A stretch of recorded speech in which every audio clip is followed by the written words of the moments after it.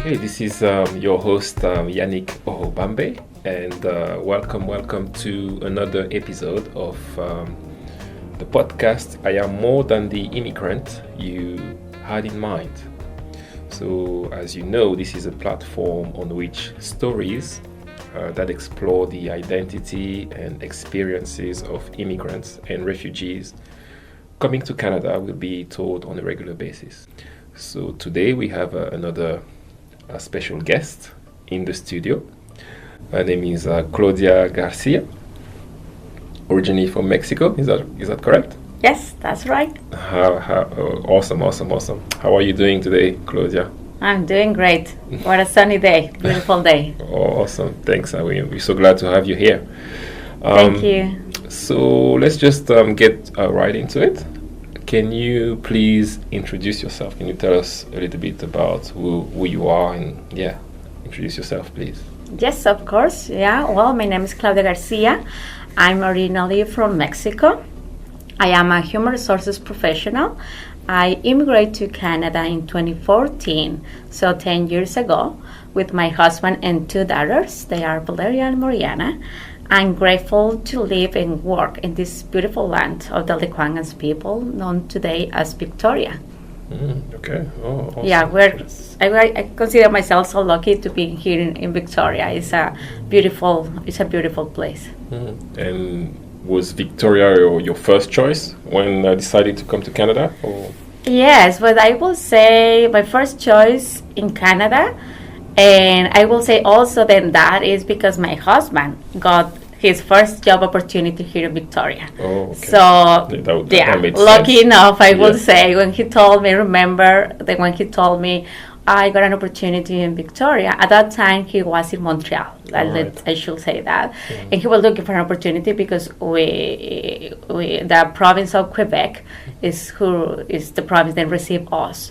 And he started looking at a job around there. He was in Montreal, spent a few months. Mm-hmm. And after a few months, he said, hey, I have an opportunity, but in Victoria, not here. And I said, okay, get that. I had been in Victoria. I was in Victoria before when I was a student, a long time ago. Mm-hmm. So when I visit Victoria, I get in love with this small town. But at that time, I didn't know that I would be living here. So, yeah, so lucky. Great. So, talking about your move to Canada, could you tell us a little bit more about the reasons why you, obviously you told me that your husband kind of had a job, found an opportunity, so, but I mean, were there any other options, or Canada was always in your mind, or in your family mind, or had your husband not got the opportunity to move to Canada, could there have been another destination possibly for the family? Yeah, well, I think I need to go back a little bit because the main reason to come to Canada in the first place was then at some point my husband and I were talking about our daughters, right, and thinking on the family, and so we were thinking we would like to try to go to another place where we can give them more options, more experiences, to live in a different culture, and knowing about Canada, then it's a very multicultural country. We really like that idea, right, about coming to Canada. And also at that time we were thinking, let's expand our range of options to work also in a different work environment, in a different country, right? Like what are those kind of best practices in those organizations? And because we previously visited Canada, and before we immigrated to Canada, and before we made that decision, I had the opportunity to come to Canada 2 times. So one time I visited Vancouver. I spent a summer, and then was a second time because I got in love with Canada. So the next time that I have opportunity, I went to Toronto because I said I want to know the other side of Canada, right, and the opposite side. So I went to Toronto and spent a few around 4 months. And in addition to that, my husband also had an opportunity to spend some months in Montreal. So we were kind of very, very close to Canada since we were in that when we were at university around that time, right? But at that time, we didn't know we will be immigrating to Canada, right? We will move into Canada. So, but we have really good memories about those experiences that we have like in the past. So when we start thinking, okay, what else we can do for our family, our two daughters, we say, Canada, because we definitely have great memories. This is a beautiful, clean, green environment, and we knew it will be a really great place to raise our daughters. And also, I need to say that there is a friend of ours who already had immigrated to Canada, and he convinced us, right? We saw such really good positive comments about Canada, about his experience in Canada, and he always was kind of encouraging people, right? Like, okay, go to Canada, it's a great place, and I'm sure you will love that. And then because of our previous experience and the experience of our friend who was already living in Canada, we said, why not? Let's try. And what is the worst case scenario? We don't adapt, or everything, or anything not positive happen, we can always go back to Mexico, right? So, and then so we try to give us a chance to try, and here we are, so happy in Victoria. Oh, awesome. That's a beautiful story. And so before we move into, I want to ask you another question, but before going into the question that I would like to ask, another question came into my mind as you were speaking, and how was the reception from the people, from the Canadian people when you first came? Was it warm? How did you find your first encounter as an immigrant? Yeah, I will say it was warm. We were renting an apartment in a very beautiful area. People in the neighborhood were so kind, so nice. There are, especially we're moved during summertime, so then we can be kind of ready, kind of in settled here in Victoria. Then when the school year start, my daughters will be ready for that. So we kind of plan, okay, let's move into the summer. So during that time, we have opportunities to go to different places and get to know people, because we like to meet people, right? To connect with people, especially when we don't have family or friends here. Now we have, of course, but at that time, 10 years ago, we didn't know. And also, we couldn't hear a lot of Spanish at that time. Things have been changing during the last 10 years, but at that time, not a lot of Spanish and not any family members around or friends around. So for us, it was important to connect with people.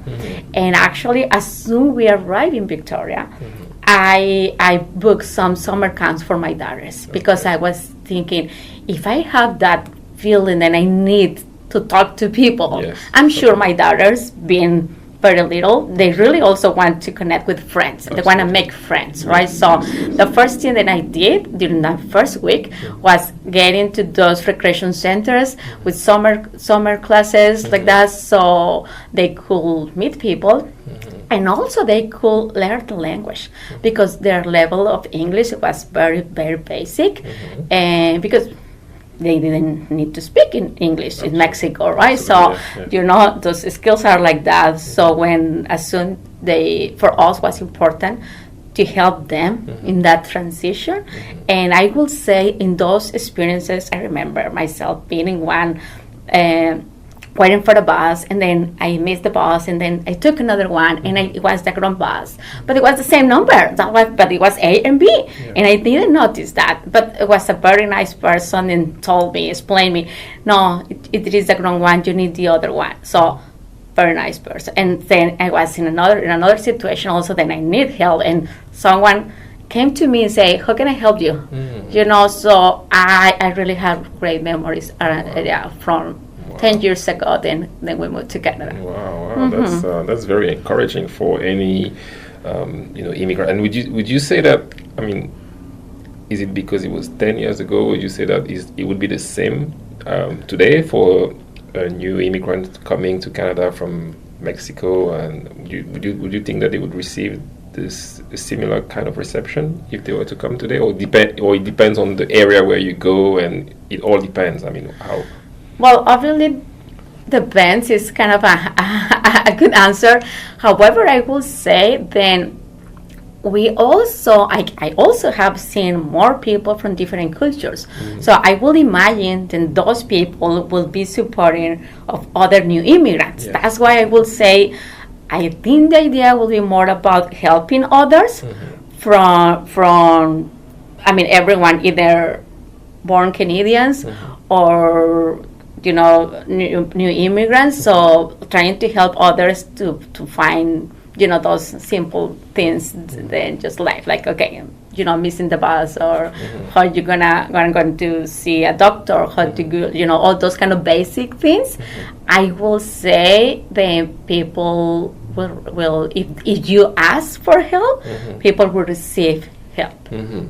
So there is somewhere, I mean, without simplifying it, because obviously the immigration journey is very complex, and it really depends on each person. You know, each person have their own experience, right? But without oversimplifying it. But from what you're saying, I hear that there is an element of us being willing to open up when we come to a new place, and not, you know, being too closed up and say, okay, I'm just gonna hold on to my culture, tradition, and everything that I've left behind. But I'm also coming to a new place, and because I'm coming to a new place, I'm going to try to go towards people and kind of ask the question, ask for help, and, you know, so is that? Yeah, I will say the open mindset that some people mention, for me, is like that. If there is something that I don't know, I want to ask. And every time that I ask, I have received help. So I will say, if people, in general speaking, people ask, they will say, yeah, you can go this way, you can review over here. At least is what I do when someone, when I know there is a new immigrant in my group of friends or someone, I always try to see how can I help. And I ask them, you know, you tell me, because maybe I can tell you so much that will be overwhelming for you. So it's better if you just ask me whatever you would like to know, and happy to help. That's why I'm thinking that it's kind of the domino effect, because you receive help, you want to help others as well in similar situations. Yeah. Absolutely. No, I like that perspective. I really like it. So let's pivot a little bit and talk about something that you shared with us before we started this conversation. You talked, when we were talking about your challenges and the most significant challenge, and you talked about something, or your own words were advancing your career. You said, I mean, you mentioned three things: advancing your career, maximizing your potential, understanding the system, and adapting to the Canadian way. So first question is, how would you describe the Canadian way? And can you tell us about the difference between the Mexican way and the Canadian way? And how difficult it has been for you, if you want. I mean, so those three questions. I hope I'm not overwhelming you with questions, right? But, good. The floor is yours. You can let us know your thoughts on this, on those questions, please. Yeah, well, the same way that I answered, then, you know, it was very positive experience that then I had when moving to Canada with people, you know, helping and, you know, willing to help and like that. I also encountered some challenge, right? And such as life, right? It's about challenge, right? Absolutely. So my biggest challenge was to be accepted into the Canadian workforce without Canadian experience. Because when I moved to Canada, I haven't had any Canadian experience. I mean, when I came, before I immigrated to Canada, I came as a student, right? So I didn't work. So I didn't have any Canadian experience to put in my resume for my applications, right? So it had over 15 years. I had over 15 years of experience in the industry, and found that it was often overlooked during the application process due to English being my second language. I think that is something that I have found very common. because of my accent, because my English as a second language, my vocabulary is limited, right? If you ask me something in Spanish and something in English, well, I will tell you more in Spanish, right? Because it's my first language. So I think that has been, something that has impacted my career development as well. And I noticed that employers will opt for a less qualified individual with better English skill rather than me, who had a master's degree in organizational development and also experience in my field. I was constantly working to improve my English as well because I already knew, okay, English is my second language. I need to work on that. So it was one of the first things that I did when I moved to Victoria. I said, okay, I need to improve. I recognize, right? So I need to do something to help myself with this. So I went to school and trying to improve my English, right? And I remember that in my first year of job hunting, I applied to more than 100 job postings. More than 100. Wow. So I can tell you so many times, and I cry because I say, "What is happening? Nobody likes me." And what I mean is, I'm doing that bad. So I was kind of, questioning myself. Maybe I was having a wrong idea about my expertise. It was really a hard time. That was really a hard time. Before we go further, because you also told that you are a human resource expert, right? So now, like switching roles and imagining, has your perspective changed now that you're a human resource expert as far as the recruitment process? This is just something that came into my mind as we were talking. Yeah, imagine how frustrating I was, right? Because I know about my area of expertise is human resources. I have been, a human resources professional for so many years, and I was in certain level in Mexico, leading a big organization with 13 work units across Mexico, with that level of, maybe the level of responsibility, let's say. And then moving here and not getting an interview even for a human resources assistant position. So it was really hard. And I said, okay, something that I learned, of course, during my journey is then I need to, and that is when I mentioned about the Canadian way and the Mexican way, right? So something that I learned during this part was then, okay, I need to do my resume a certain way. The Mexican way didn't work. I need to do the Canadian way, right? What did I do? I knew about some organizations, just like ICA, and then help immigrants with employment workshops. So what I did, okay, I need to know more about that. I know about human resources, but all that is from Mexico, right? So let me know the Canadian way, right? How we do that. So okay, about the resume, the cover letter, those informational interviews. That was a new concept for me. For me, it's an interview, but not an interview. It's more informational interview. All those small things if you want. But at that time, when I was applying to more than 100 times and not getting any opportunity to go to the next step, it was like, okay, I need to learn more about how to do things here in Canada.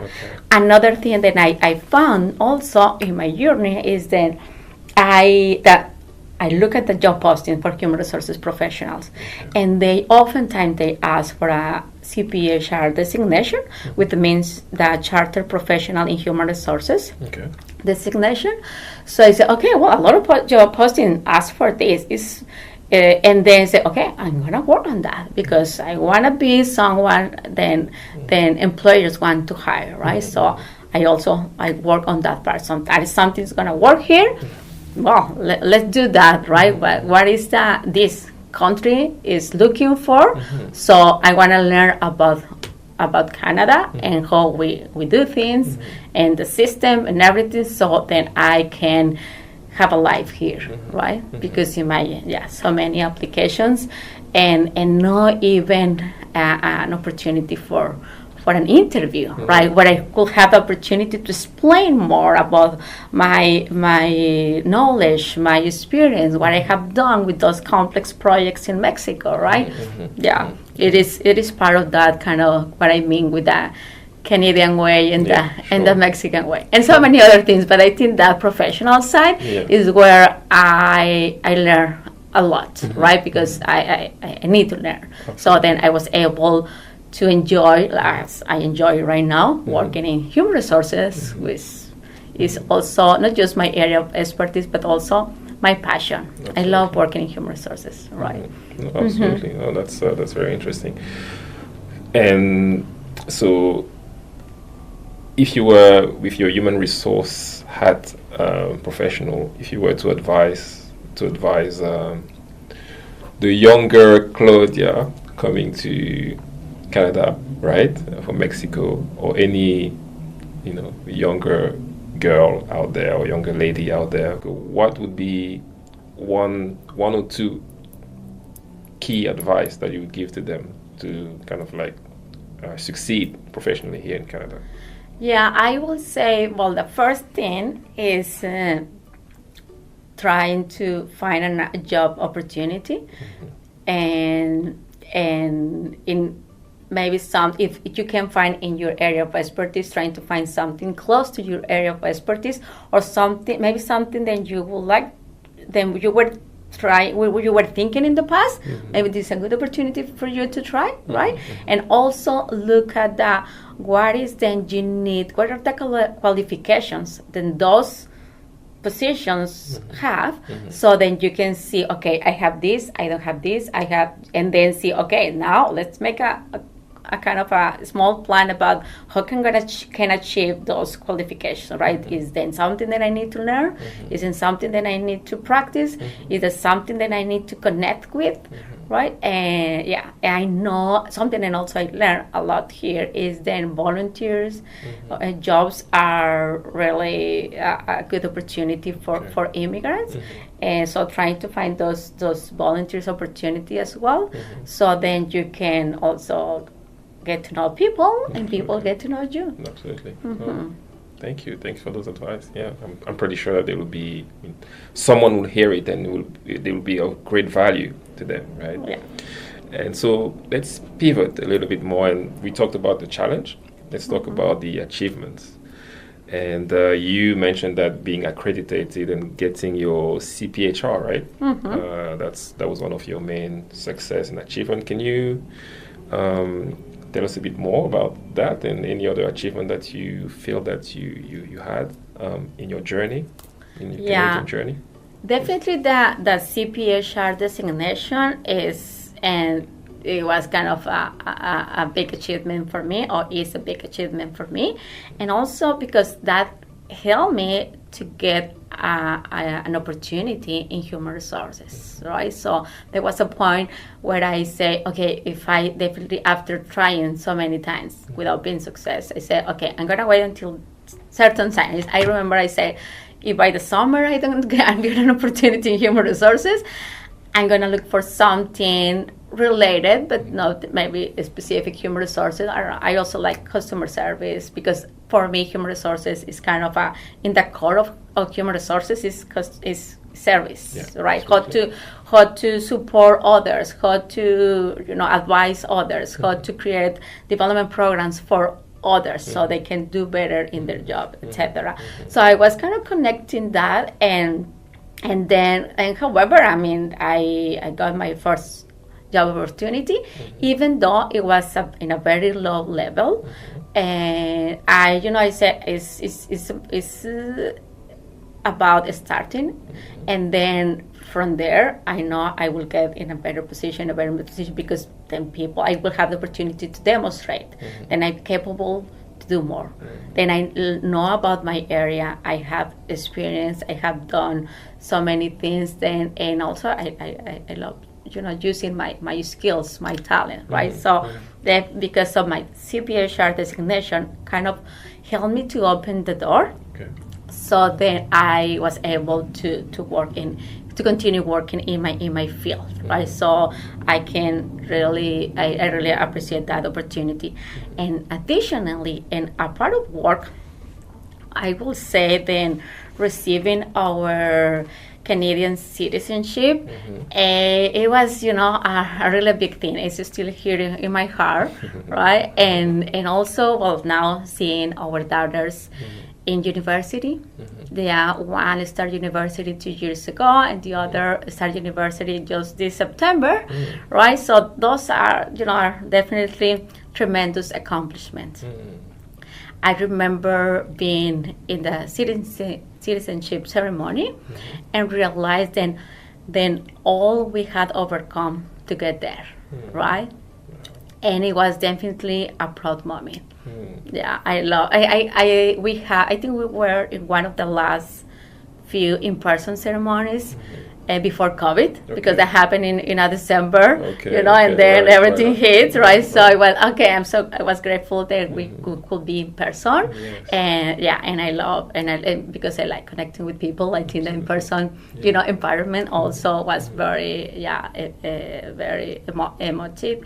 And now, as an immigrant and citizen, I can help others by promoting job postings and employment workshops and giving additional advice and recommendations to new immigrants. So every time then, when I know that some people they are looking for an opportunity and I know their area of expertise or something, and I see job postings or a job fair or something, I always share those opportunities. Hey, maybe you're going to like this. And I think I love that. And also it's connected to my area, right? Human resources. So I think that's what I love, human resources, because I can live that in my personal part of me, but also in the professional side. Oh, awesome. Beautiful story. So now you are in Canada, you have your dream job, you have your citizenship, everything is going perfectly. You live this almost, perfect, could I say the Canadian dream almost? So would you say that Canada is your home, and you've been here 10 years right now? Yeah, 10 years now. So would you say Canada is your home, and if we were to talk about the notion of home, what does home mean for you when you think about home? Well, that is a very tricky question, I should say. And also it's a question that, well, in my family, we had been battling since we moved here, right? And now we're in Canada. What is home, right? It's always kind of a question there. And for us, home is not necessarily a specific place. And I'm going to explain this with this metaphor. Home is like a plant for us. Our seeds were planted in Mexico, and then roots are there as well. But the stems and leaves are here in Canada. And all sides are important and distinct, and they join perfectly well to create the plant. Or, well, in this case, our home. Our Mexican heritage gave us our identity and work ethics, allowing us to provide Canada with the fruits of our labor, our talent, our contributions in general. It's a very tricky question for us, because we can't forget where we were born, right? The four of us, my husband, my two daughters, and myself, we all were born in Mexico, and at the same time, it's part of our identity, right? It's so hard when you lose identity. I think it's kind of you lose yourself. So it's good to see where we are. I love the analogy with the plant, and Mexico being the roots and Canada being and the integration, how obviously all parts of that plant have to be together. You cannot separate them, really, right? No. And can you share some stories about your heritage, because obviously Mexico is still a big part of you. Can you just tell us a bit more about Mexico? What's unique about the Mexican culture? Yeah, well, as a Mexican, I will say maybe I'm gonna have some bias, of course. Everyone is gonna say amazing things about their own country, and I will say that the family, the community, Okay. the way we have certain values and how we manage religion as well. All of that together is kind of unique. It's kind of, I see, unique. And I remember my husband and I having that conversation when we just moved to Canada, and we say, where are we going to find a church? Because we are close to religion, right? Yeah. So and like, what is going to happen with this part? Or because we were kind of active in Mexico, I don't want to miss that, right? But we don't know, but I'm sure we will find something, right? So, and well, we're lucky enough, then we are able to go for mass in Spanish every awesome. Sunday. So Spanish, wow. that is really joy. We have been so blessed as well on that side. Awesome. So talking about the values, I mean, you mentioned three key aspects of your identities. You mentioned purpose, you mentioned faith, as you just said it right now. You mentioned ethics, respect, integrity, and service. And can you share just a couple of personal stories on any of those points that you shared with us? You know, whether it's the value or the characteristics about your identity. Can you just share some personal stories, please? Yes, of course. Well, I think I have always led a very ethical life. I find myself constantly drawn to advocacy because I just can't stand back when an act of injustice is taking place or when there is a proof for improvement, right? Sometimes it can be an injustice situation, but sometimes then the person don't know, right? So maybe there is a room for improvement. There is something that we can learn. And, well, as a religious woman of color, I admire all different types of cultures and practices as long as they show the same respect in return. Similar to the golden rule, I treat others how I wish to be treated. I know this phrase has different approach. However, the part that I take from this specific is then I want people respect me, so I respect others. I want people trust me, I trust others. From the beginning, I trust. If something happened and I shouldn't trust that much, that is a different story. But I mean, at the very first time, then I meet a person, I trust that person, right? So I support others. I want to be supported. That is kind of the part. Then stay with me with this phrase. I treat others how I wish to be treated. And I think it is our moral duty to always give everyone dignity and respect, and standing up for wrongdoings or educating ourselves on the wrongdoings of the past. So we may move forward as a better society. The only way we can improve as a society is learning from things that happened in the past that maybe were not right, but we were not at that time. But okay, moving forward, what is it we can do, right? That is important for me. I remember once encountered an indigenous person who recognized my activeness in educating myself and those around me about indigenous topics, such as the truth and reconciliation. And I learned something that was important in Canada, right? I wasn't aware before I moved, so I learned as soon as I arrived here. And that person knew that I was an immigrant. I was making an effort to learn more about Canada's history and help others understand it better, so then we could improve our efforts in reconciling with the rightful owners of the land. Yeah. Okay. So that is a memory that I have. Okay. It was from the very few years that I was in a working environment, and yeah, it was a really great conversation that I had with this person, and I respect a lot. Awesome. Now, as we kind of draw closer to the end of our conversation, before I'm going to ask you to share some thoughts and some word of wisdom as we come to the end of that conversation. But before we go there, I would like you to maybe take us on a trip to Mexico, right? And tell us a little bit more about, go a little bit deeper into Mexico. Let's imagine that you were representing Mexico here in BC. You were, working for, I don't know, the embassy, the Mexican embassy, and you had to promote Mexico, and you had to tell about, your beautiful culture, your beautiful country. I mean, what would you say is the best about, Mexican culture? And to people who might not know anything about it.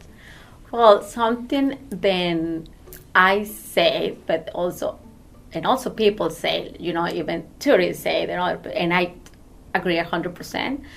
The best part of Mexico is its people, and because people, we try to be friendly, we try to help, we try to do whatever is in our possibilities or in our control to help you to have a great time in Mexico. So when you visit Mexico, you can get the best memories. We say, okay, how can I help you? What do you need? Did you like this? You don't like this? Well, this is another option. So trying always for the other person, we're always thinking how we can help the other person. So then the person have a good experience in Mexico. So I definitely will say people. And with that is, obviously, we are the culture that we built, right? And our traditions. And also, I try to follow as many traditions as possible living here in Canada. And I even learned how to bake a couple of things and traditional celebrations that we have, right? So we have Dia de los Muertos and certain type of bread. So I really even learn about that because I don't want to miss those traditions, right? So we have Rosca de Reyes in January. So we have and so many others. So we also have so many celebrations. We love celebrations because even though there are times that are hard, but those celebrations, the sense of family, community, that is what help us to move, to continue, and find ways to help ourselves. Do you have any personal story of maybe in your childhood of this idea of community and family that you can share with us? Maybe some gatherings and something that kind of like, when you think about it, it brings some kind of warmth in your heart, and it makes you feel happy. And can you share any? Well, talking about celebration, actually, there is one very common tradition in Mexico, and it still happens, is the quinceañera. Okay. So when a girl turns 15 years, I was looking for that time to get that kind of the big celebration, the family celebration, because this is the time where parents kind of introduce that young lady into society, right? Absolutely. So it is a big celebration. Everything start with mass, and then we go to the party and have all dance and food and mariachi band, and we have a lot of, and that is very powerful for young ladies, let's say. And even so, when we moved to Canada, my oldest daughter, she had in her dreams, right? And I really want to have a quinceañera. But when we moved, I think she was 10 years old, around that. And then she said, but I want to go back to Mexico for my quinceañera. So I organized everything from here with the support of my family, of course. Absolutely. And then we went to Mexico to celebrate her quinceañera because it was something that was important for her. So it's so important for some people. Obviously, not every young lady wants that. I wouldn't say so, but I will say the majority is kind of dreaming for that. Your princess dress and that special moments for you in your life. Yeah, definitely that is something very traditional and very nice. And we love to see those memories, right? No, thank you for taking us on a little trip to Mexico. That was beautiful. Now, coming back to Victoria. Okay. And could you please leave us with some words of wisdom from again, I mean, we're staying in Mexico, if you like, from the Mexican culture, or final thoughts, any story, anything that you like to share as we close this, as a closing statement, so to speak. Yes, yeah, of course. Well, I will say that even if there seem to be many obstacles along the way, it is possible to overcome them, right? There are times, as I mentioned, sometimes I cry, sometimes what is happening, I'm that bad, but no, things get better. So at the beginning, it's hard, it's super hard. And also, in part of the hard is that everything is so expensive. I remember when I was kind of even doing the grocery shopping, it was like, oh no, it's so expensive. It's part of the hard part. Like my savings are really getting down very, very quickly, and I'm not getting a job, and so it can be very stressful, but it's possible to overcome all of that. I recommend reaching out to other immigrants, whether from your ethnic group, or I will say ethnic group because maybe you feel more comfortable, but don't limit yourself to your own ethnic group. Yeah, go to others as well. Ask for help. Always ask for help when you need, of course. And they may share. Other people may share also their experiences, the obstacles, and maybe how they can overcome those obstacles, and that overwhelming feelings. Maybe I know, that happened to me as well, and I did this and this and this, and that's gonna help you, right? So, ask. Don't hesitate to ask, and so then people can help you, and or even if you're talking to someone and have exactly the same overwhelming situation, well, at least you're going to be two people working together hard and find ways to support each other and overcome adversity. I will say also something that helped me a lot is get close to supporting organizations like the Intercultural Association. I really appreciate ICA, everything that they have been doing for me.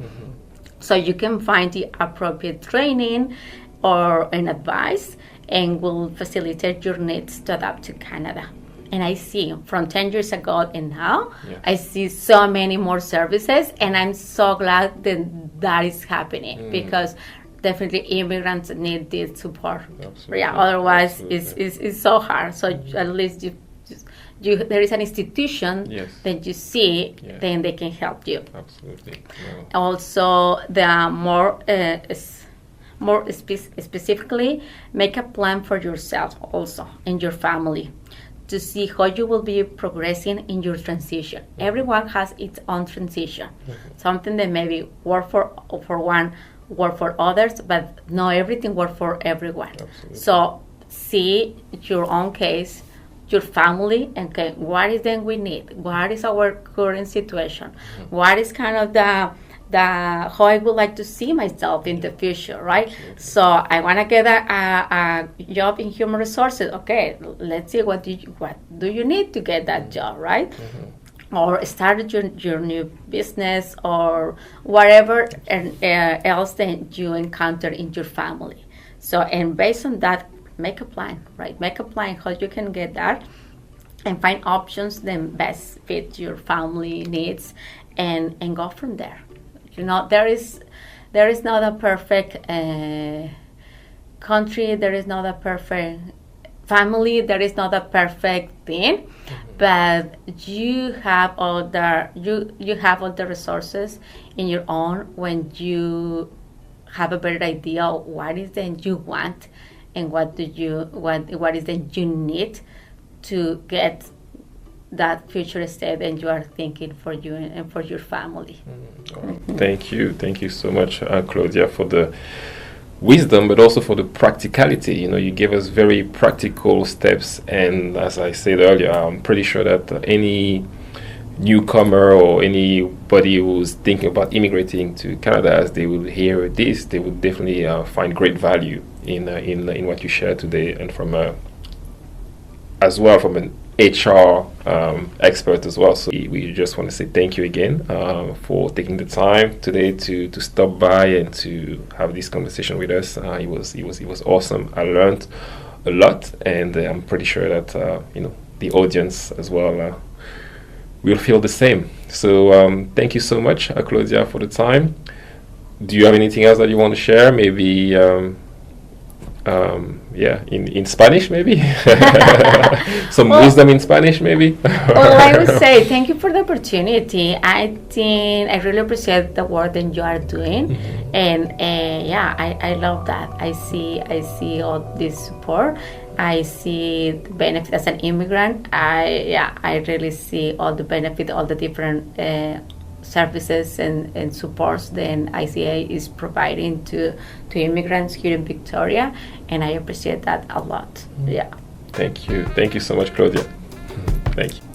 Stay tuned for more on this series of podcasts produced by the Intercultural Association of Greater Victoria, with funding from the Department of Canadian Heritage.